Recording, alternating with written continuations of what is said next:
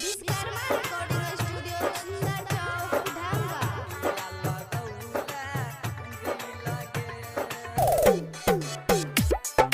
Mixing by Sumit Sharma.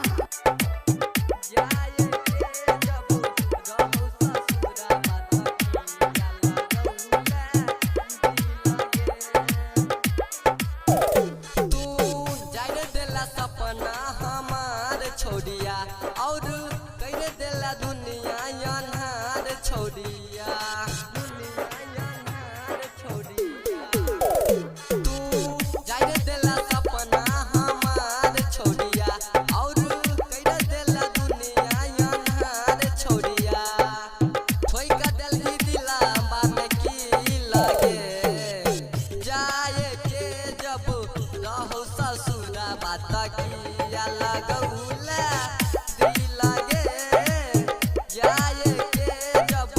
रहो ससुरा बात किया लगौला दिल लगे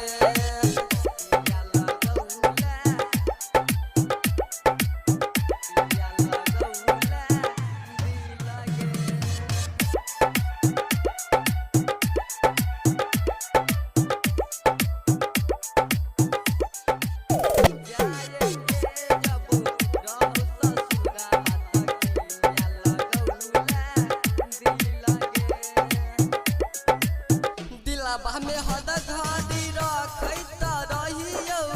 अखिया से हद घड़ी झाँकैत छलियो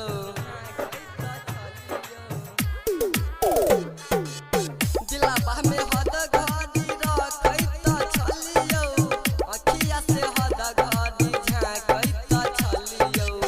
होइ छलै गजब के फील लगे जाए के जब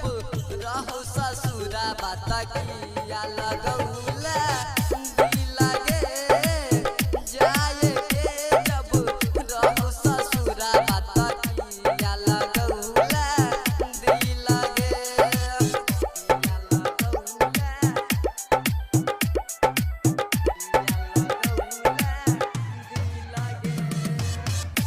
विश्वकर्मा रिकॉर्डिंग स्टूडियो सुंदर चौक ढाका।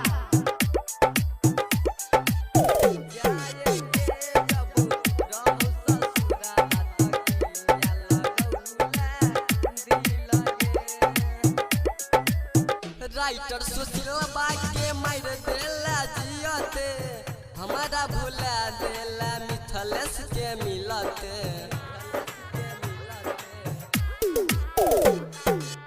राइटर सुशील के मार देला जियते हमारा भुला देला सुमित के मिलते रोहित के हेरई छही लगे जाए के जब रहो ससुरा बात किया लगा